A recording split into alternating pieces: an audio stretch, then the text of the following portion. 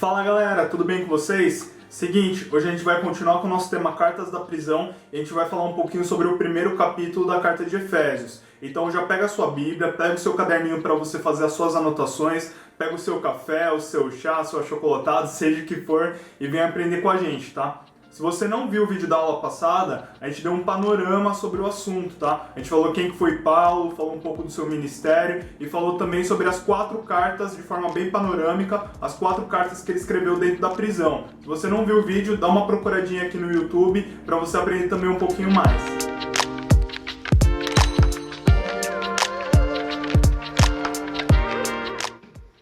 Bom, gente, então, continuando, o Rodrigo já deu essa introdução geral do que a gente vai falar e também a introdução sobre a vida de Paulo e um pouquinho do tema central de cada livro. Então, a gente vai começar estudando nos próximos dias o livro de Efésios. Provavelmente vai ser um capítulo por aula, a menos que tenha um capítulo muito grande, a gente pode fazer uma aula mais longa ou dividindo as aulas. Mas hoje a gente vai começar em Efésios, a gente vai falar um pouquinho sobre a introdução do livro e o capítulo 1 inteiro. Bom, na introdução, o autor é Paulo, e eu coloquei 2 passagens que mostram o próprio Paulo, ele se autodenominando enquanto escreve a carta. A data ela foi provavelmente escrita em Roma, entre 60 e 64 depois de Cristo. O Rodrigo falou da prisão de Paulo, em que ele acabou escrevendo essas 4 cartas. Tem alguma divergência na literatura, tem alguns teólogos que defendem que provavelmente ele pode ter escrito estando em Éfeso e não em Roma, e aí se ele escreveu em Éfeso seria alguns anos mais cedo, mas no geral a gente acaba concordando que foi provavelmente escrito em Roma. O ministério de Paulo, ele passou a sua 3ª viagem missionária em Éfeso, então ele passou 3 anos lá. Na primeira visita ele foi lá, só deu uma passada, e depois ele passou 3 anos plantando igreja e fortalecendo os irmãos de Éfeso. Em Atos 19:10 está a passagem que fala disso. E o contexto histórico, o que o povo de Éfeso enfrentava dentro daquela igreja era a grande divisão que tinha entre os judeus e os gentios, né? Então, tinha uma certa, como posso dizer, eles tinham uma crença de que o gentio era muito inferior aos judeus, que os judeus eram um povo superior aos gentios e tudo mais. E Paulo, com essa carta, ele quer mostrar a unidade da igreja, então ele quer mostrar que Cristo é um só, com a igreja é um só, tanto o gentio quanto o judeu, para Cristo é um só, como se fosse o mesmo povo. Então tinha esse certo preconceito e o foco de Paulo era fazer com que esse preconceito fosse sanado. E um texto-chave que a gente pode falar é Efésios capítulo 4, versículo 13. Até que todos alcancemos a unidade que a fé e o conhecimento do Filho de Deus produzem e amadureçamos, chegando à completa medida da estatura de Cristo. Isso. E aqui uma frase sobre o livro de Efésios, que diz assim: Efésios é uma carta empolgante em sua visão teológica acerca da abrangência dos propósitos de Deus em Cristo para a igreja. Ela é pastoralmente afetuosa e espiritualmente sensível em seus conselhos, e ela tem um tom pacífico e com frequência transborda prontamente em alegre adoração. Essa frase é do Max Tanner, que é um teólogo batista britânico. Então, diferente de várias outras cartas, cartas em que Paulo estava sendo um pouco mais rude com a igreja, dando mais exortação, mais ensino, essas cartas na prisão em geral são cartas mais de louvor a Deus, de agradecimento, de felicidade de Paulo em relação à igreja. Aqui a gente tem a localização da cidade de Éfeso para se situar. Aqui é Israel, né? Aqui Jerusalém. E Paulo então foi seguindo essa trajetória na sua 3ª viagem, passando por Antioquia da Síria, que era o lugar onde a igreja, os discípulos foram chamados pela primeira vez de cristãos, passando por Tarso, aqui também passa por Derbe, por Listra, Icônio, algumas cidades que tem no livro de Atos. Passa por Antioquia de Pisídia, que aqui foi um lugar que Paulo sofreu bastante. É uma passagem que fala que Paulo nessa região ele foi apedrejado e foi jogado para fora da cidade como se ele tivesse morto. Então Paulo sofreu bastante em Antioquia da Pisídia. E depois ele partiu para Éfeso. E Éfeso está localizado na atual Turquia hoje. E ao redor de Éfeso tem várias outras igrejas que a gente conhece do livro de Apocalipse, né? A Esmirna, a Laodiceia, a Tiatira, são todas igrejas ao redor. A própria igreja de Colossos também está perto dessa região de Éfeso. E aqui mais pro lado a gente tem Corinto. Então são cidades ali bem próximas, Filipos aqui em cima. Então essa região foi o foco da 3ª viagem de Paulo. Agora falando um pouquinho da cidade de Éfeso, como eu tinha dito, era localizada na atual Turquia, era considerado um dos principais centros urbanos e comerciais do Império Romano, então Éfeso era considerada a quarta maior cidade da época. Ela vinha acompanhada de Roma, Corinto, Antioquia e outras cidades muito importantes da região. Isso se dá pelo fato de que era uma cidade que era portuária, e isso faz com que todas as viagens que fossem de Corinto para a região da Galácia, para a região oriental do Império, tinham que passar por Éfeso. Era um lugar muito comum e era um lugar muito habitado, muito famoso. Também era um lugar de grandes monumentos históricos. A gente tem como, por exemplo, o templo da deusa Ártemis, que era considerado a sétima maravilha do mundo antigo. Então era um lugar muito importante para pessoas devotas da religião grega. E Éfeso perseguia rigorosamente o cristianismo no geral, perseguiu rigorosamente Paulo. E aqui eu coloquei essas duas passagens em que Paulo ele retrata a sua perseguição lá em Éfeso. E essa segunda passagem aqui, 2 Coríntios, mostra que diversas vezes também Paulo ele ficou preso na cidade de Éfeso. Bom, depois dessa passada mais introdutória no livro e na cidade de Éfeso, a gente vai entrar agora no capítulo 1 de Efésios. O capítulo 1 de Efésios, ele começa, o versículo 1 e 2, com as saudações iniciais de Paulo. O Rodrigo vai ler pra gente. Eu, Paulo, apóstolo de Cristo Jesus, pela vontade de Deus, escrevo esta carta ao povo santo em Éfeso, seguidores fiéis de Cristo Jesus. Que Deus, nosso Pai, e o Senhor Jesus Cristo lhes deem graça e paz. Então, essa saudação inicial de Paulo, que era muito comum em suas epístolas. A segunda parte do capítulo 1 está do versículo 3 até o versículo 14, que é basicamente Paulo louvando a Deus pelas bênçãos espirituais que a gente tem em Cristo. O Rodrigo vai ler pra gente. Todo louvor seja a Deus, o Pai de nosso Senhor Jesus Cristo, que nos abençoou em Cristo com todas as bênçãos espirituais nos domínios celestiais. Mesmo antes de criar o mundo, Deus nos amou e nos escolheu em Cristo para sermos santos e sem culpa diante dele. Ele nos predestinou para si, para nos adotar como filhos por meio de Jesus Cristo, conforme o bom propósito de sua vontade. Deus assim o fez para o louvor de sua graça gloriosa, que ele derramou sobre nós em seu Filho amado. Ele é tão rico em graça que comprou a nossa liberdade com o sangue de seu Filho e perdoou os nossos pecados. Generosamente derramou sua graça sobre nós e com ela toda a sabedoria e todo o entendimento. Agora Deus nos revelou pela vontade secreta a respeito de Cristo, isto é, cumprimento de seu bom propósito. E o plano é este: no devido tempo, ele reunirá sob a autoridade de Cristo tudo que existe nos céus e na terra. Além disso, em Cristo, nós nos tornamos herdeiros de Deus, pois ele nos predestinou conforme seu plano e faz que tudo ocorra de acordo com a sua vontade. O propósito de Deus era que nós, os primeiros a confiar em Cristo, louvássemos a Deus e lhe dessemos glória. Agora vocês também ouviram a verdade, as boas novas da salvação. E quando creram em Cristo, ele colocou sobre vocês o selo do Espírito Santo que havia prometido. O Espírito é a garantia de nossa herança, até o dia que Deus nos resgatará como sua propriedade, para o louvor de sua glória. Isso. Então aqui Paulo ele faz esse agradecimento, quase esse hino de louvor e gratidão a Deus pelas bênçãos espirituais que a igreja recebe de Cristo. E quais são essas bênçãos? Primeiramente, a gente tem o amor de Deus por nós antes da fundação do mundo. Então aqui no versículo 4 ele diz assim: mesmo antes de criar o mundo, Deus nos amou e nos escolheu em Cristo para sermos santos e sem culpa diante dele. Então a primeira bênção que tem aqui pra gente é que Deus nos amou, e esse amor é um amor que não é um simples amor, mas ele deixa claro que é o amor antes da fundação do mundo. Então antes de tudo existir, Deus já sabia, Deus já havia nos amado. O que mais? Aqui Paulo também ele coloca como bênção espiritual a eleição divina também antes da fundação do mundo.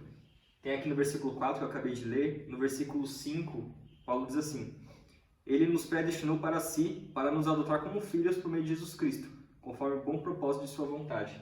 No versículo 11 e 12 diz assim: além disso, em Cristo, nós nos tornamos herdeiros, pois ele nos predestinou conforme o seu plano e faz com que tudo ocorra de acordo com a sua vontade. O propósito de Deus era que nós, os primeiros a confiar em Cristo, louvássemos a Deus e lhe dessemos glória.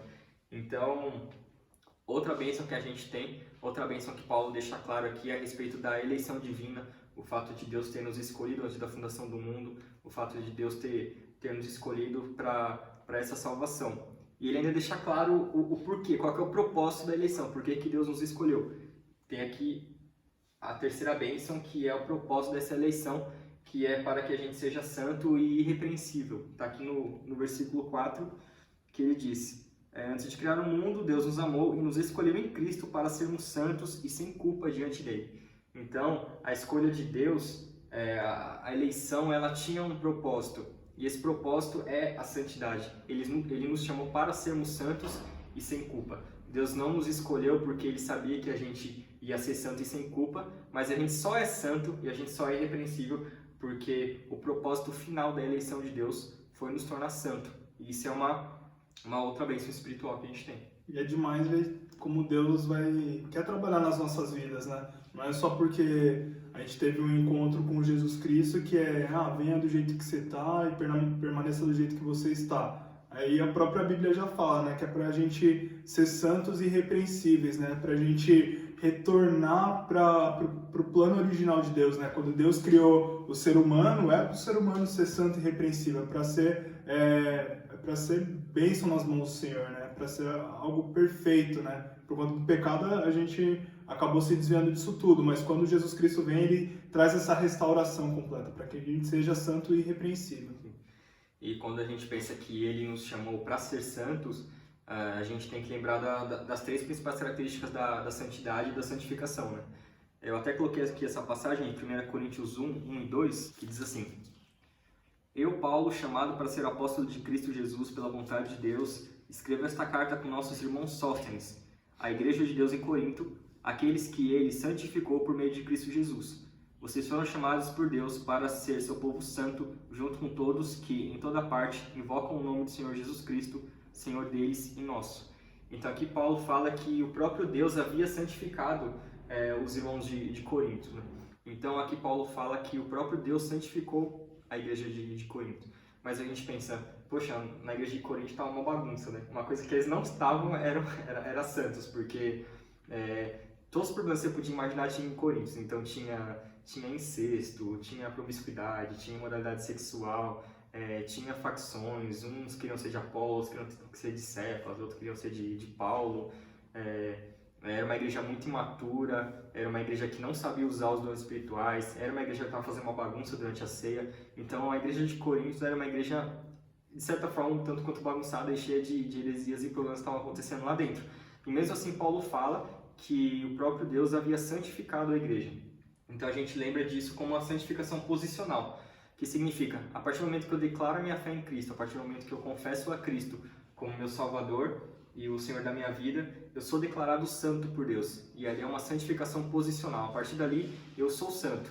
E é aí que começa a nossa santificação progressiva, que é a santificação nosso dia a dia, né? Que é uma obra do Espírito Santo, sem a qual ninguém verá a Deus. Então a gente tem a santidade posicional e a santidade progressiva, que é o que a gente passa dia a dia. E o próprio Deus nos chamou, nos escolheu para que nós fôssemos santos nesses dois sentidos também. Tanto no sentido primeiro, inicial, quanto no sentido diário.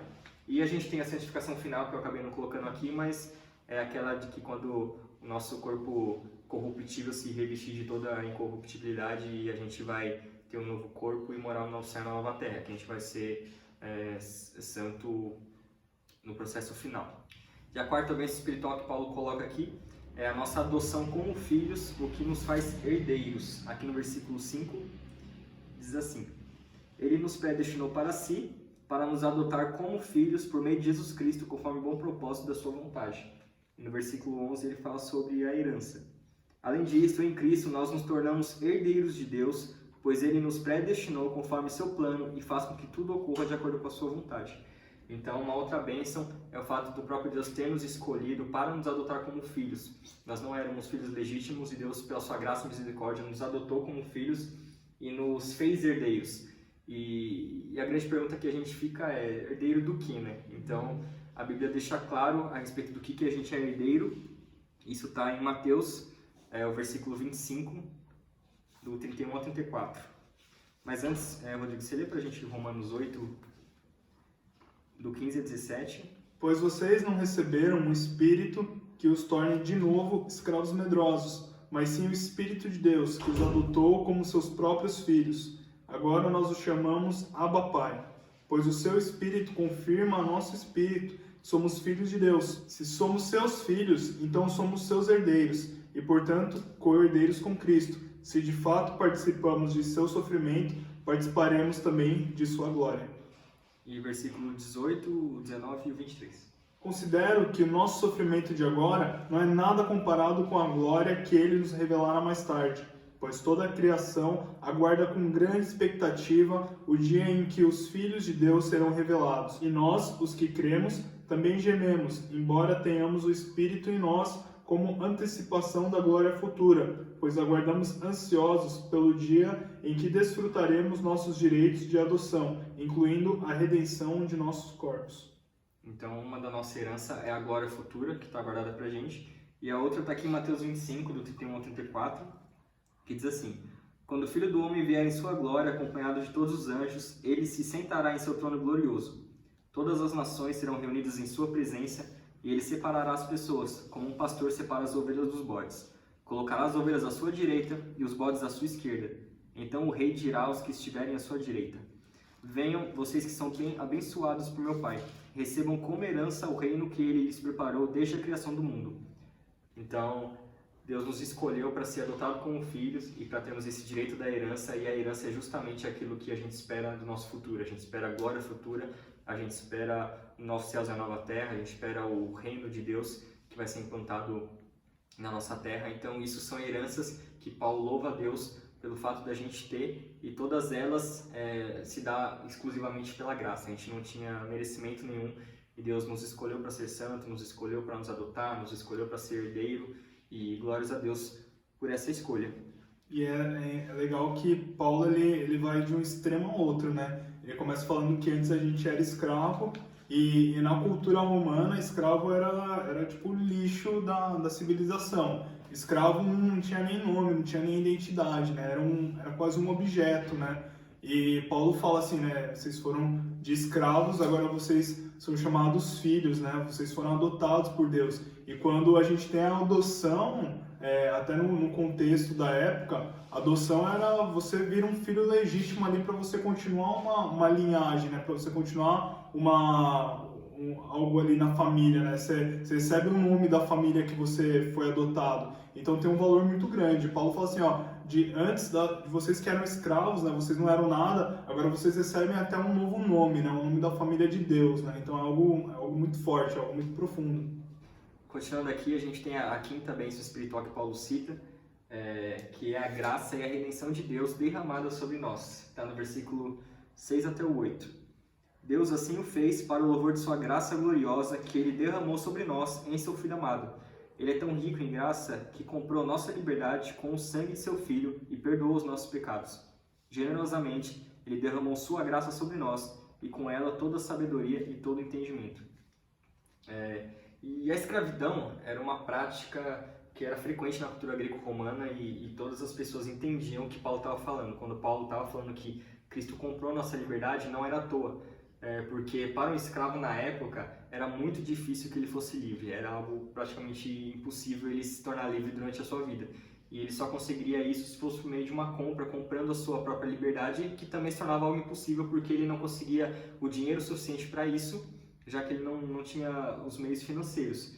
Então, quando Paulo fala que aqui o próprio Deus comprou nossas liberdades por meio de Cristo, a pessoa entendia que a nossa escravidão era imensa. Nós éramos escravos e era impossível que a gente se libertasse disso se não fosse o próprio Deus nos comprar pelo sangue do seu Filho.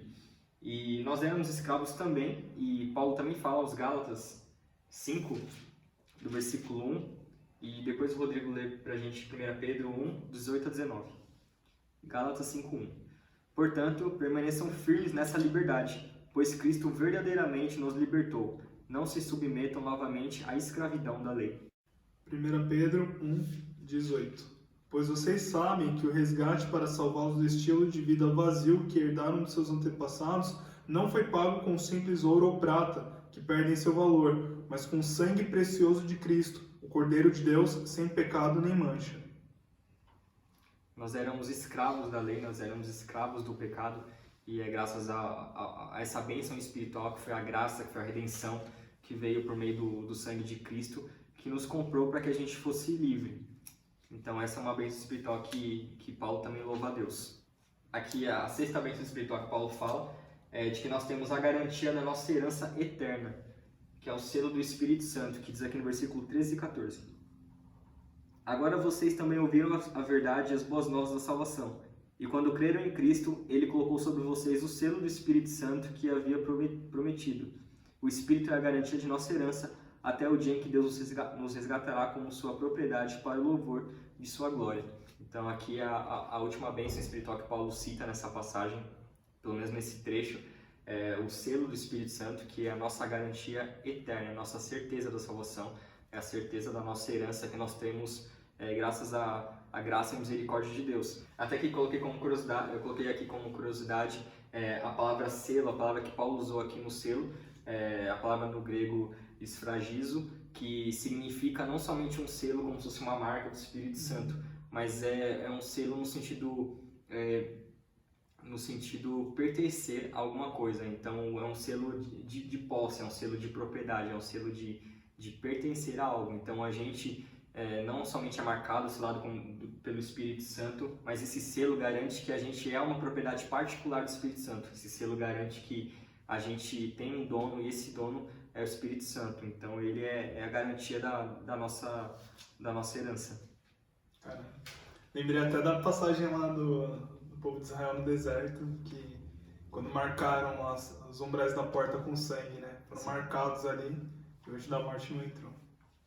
E aí, dá pra fazer um paralelo legal, né? Tipo assim, poxa, quando chegar o dia da nossa morte, será que a gente tá com a marca de Cristo nas nossas vidas, né?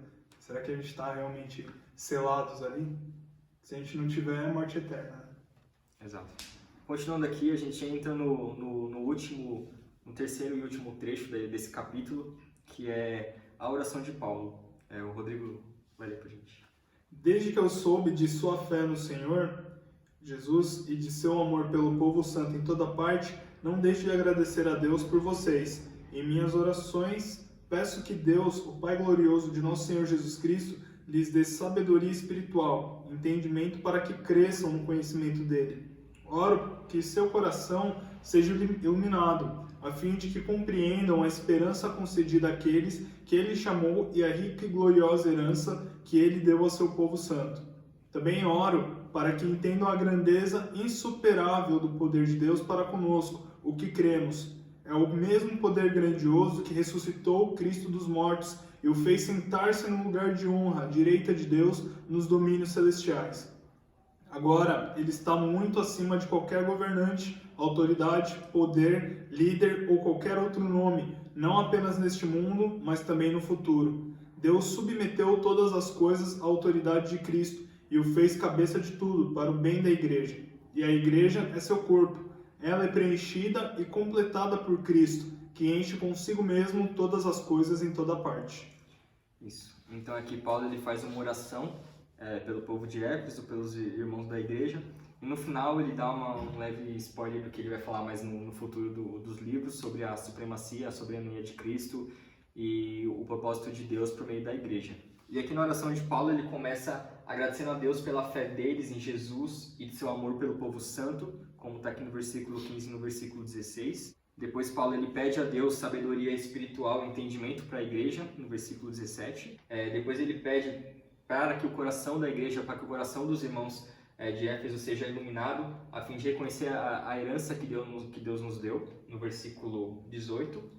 E continuando no versículo 19 até o 23, ele pede para que entendam e reconheçam a soberania de Cristo e o poder de Deus. Então ele pede isso no versículo 19 e ele continua falando sobre a soberania e a supremacia de Cristo.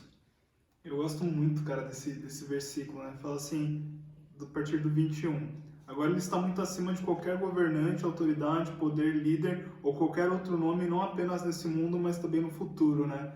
E a gente, enfim, a situação que a gente vive no Brasil, no mundo inteiro, o quanto de injustiça, o quanto de polêmica envolvendo governos, envolvendo presidências. E aqui Paulo vai direto na veia, né? a gente tem que entender que o nome de Jesus Cristo, que o poder de Jesus Cristo está muito acima de qualquer governo, muito acima de qualquer autoridade, muito acima de qualquer poder. E é importante a gente entender. Imagina quando Paulo ele é preso, talvez ele pudesse até questionar assim, poxa, mas eu fui preso aqui pela autoridade romana, fui preso pela autoridade dos líderes judeus, dos líderes das sinagogas. Mas ele sabia que acima dessa autoridade está a autoridade de Jesus Cristo, que é muito soberana. Exatamente. E é incrível como Paulo ele faz isso, como você falou, dentro de uma prisão, né? As cartas de mais adoração e louvor a Deus que a gente encontra, Paulo ele preso. Pode ser até pelo fato dele já estar mais maduro, né? Espiritualmente, ele já tinha pelo menos aqui provavelmente 30 anos de ministério para mais. Então era uma pessoa mais madura em Cristo. Então ele mesmo na prisão ele deixava claro a adoração, o louvor que ele tinha a Deus. Ele era grato a Deus todas essas bênçãos espirituais que Deus tinha dado para ele e para a igreja. E por último aqui eu coloquei em quinto que a oração de Paulo em favor da igreja de Éfeso ela deve ser um exemplo para nós. Então cabe muito a gente pensar como tem sido a nossa oração em favor dos nossos irmãos, como que a gente tem orado em favor da ADU, da nossa igreja, ou até mesmo da igreja universal, da igreja que está ao redor do mundo. Então, que a gente possa pegar esses 4 exemplos aqui de Paulo e que a gente possa colocar na nossa oração, que a gente agradeça a Deus pela fé da nossa igreja, que a gente agradeça a Deus pelo amor que os nossos irmãos têm uns pelos outros, que a gente peça a Deus sabedoria para a nossa igreja, entendimento para a nossa igreja, sabedoria e entendimento para os nossos pastores, para os nossos líderes, para as pessoas que estão ao nosso redor, pedir para que eles reconheçam a soberania de Cristo, que a nossa igreja venha sempre adorar e glorificar a Jesus Cristo de maneira verdadeira, e para que a gente possa sempre reconhecer que Cristo é supremo. Então a oração de Paulo é para que todos reconhecessem que Cristo ele é Deus, que Cristo é supremo, que ele é supremo sobre toda a criação. Então essa deve ser um exemplo de oração para nós, para que a gente possa também orar pela nossa igreja e em favor dos nossos irmãos. E como conclusão esse capítulo, que eu acho um dos melhores capítulos da Bíblia, eu acho lindo essa passagem de Efésios, deixa 2 ensinamentos muito claros para a gente, 2 ensinamentos principais para a gente colocar em prática nas nossas vidas. E primeiro, assim como Paulo, a gente precisa louvar e agradecer a Deus diariamente, eternamente, pelas bênçãos espirituais que Ele nos deu, de maneira gratuita, de maneira abundante e totalmente cheia de misericórdia, mesmo que a gente não mereça. A gente tem que agradecer a Deus pelo amor que Ele tem por nós, porque antes da fundação do mundo Ele já tinha nos amado. A gente tem que ser grato a Deus pela eleição divina. Antes da fundação do mundo Ele já tinha nos escolhido, Ele tinha nos predestinado, Ele tinha nos chamado para sermos seus filhos e adotados. A santidade que Deus coloca em nós, então Deus nos chamou para sermos santos e irrepreensíveis. Deus não nos chamou porque Ele sabia como a gente ia ser e como a gente ia levar a nossa vida, mas Ele nos chamou e por causa disso a gente é santo, a gente é irrepreensível, a gente é justificado pela graça e pelo amor de Deus. A nossa adoção como filhos, a gente tem lembrar sempre de adorar a Deus por conta disso. Também pelo fato de sermos herdeiros da salvação de maneira graciosa, pela redenção que nós temos por meio do sangue de Cristo Jesus, pela graça que foi derramada sobre nós em abundância. A gente não merece absolutamente nada, e Deus ele nos amou e nos chamou de maneira graciosa, e pelo selo do Espírito Santo que nos torna a propriedade dele, que é o penhor da nossa herança, que é a garantia da nossa herança eterna, que é o novo céu e a nova terra e a redenção final que a gente vai passar na vinda de Cristo. E por último, a gente tem também que ter o exemplo de Paulo, a oração de Paulo em nossas vidas. Então, lembrar de sempre orar nesse caráter comunitário. Sempre em nossas orações nós temos que lembrar de orar pelos nossos irmãos, orar pela igreja, orar pelos pastores, pelos líderes, por todas as áreas ministeriais da igreja, orar para que todos tenham encontro com Deus, orar para que todos reconheçam a supremacia de Cristo, para que todos tenham entendimento espiritual e para que haja sempre essa harmonia no nosso meio. Então esses são os 2 principais ensinamentos que a gente tem que levar dessa lição, desse primeiro capítulo de Efésios. Tem muito mais coisas, daria para falar de Efésios. Esse capítulo, eu particularmente, é um capítulo que eu acho maravilhoso, tem muita doutrina, tem muito ensino por trás dele, mas aqui a gente vai dar só uma passadinha por cima dos capítulos, algo mais prático, algo mais para a gente aplicar na nossa vida. e deixando a parte mais ensino teológica para outros momentos. E aí, aproveitando também, queria lançar o desafio para vocês de a gente meditar aí nessa semana, reler o capítulo 1 de Efésios e a gente dar uma meditada no capítulo 2 de Efésios para a próxima semana, no próximo vídeo que a gente vai lançar. Pessoal, é isso aí, espero que vocês tenham gostado da aula de hoje da EBD. Então, se inscrevam aí no canal, que a gente está com essa novidade do canal do YouTube do Ministério Jovem. Sigam também o nosso Instagram, que a gente já está começando a bombar as coisas no Instagram, jovens_adu. Então segue a gente lá, que a gente está todo dia postando os devocionais, postando conteúdo para edificar vocês, para edificar a gente nesse momento que a gente não pode estar aí na comunhão, não pode estar juntos, né? A gente quebra alguns paradigmas aqui, mas sempre evitando aí e vigiando. Gente, então meditem no capítulo 1 de Efésios, deem uma lidinha no capítulo 2 para o próximo vídeo, para a gente já poder estudar junto. Gente, brigadão, que Deus abençoe vocês. A gente se vê no próximo vídeo. Tchau, tchau. Gente, muito obrigado, Deus abençoe. Tchau, tchau.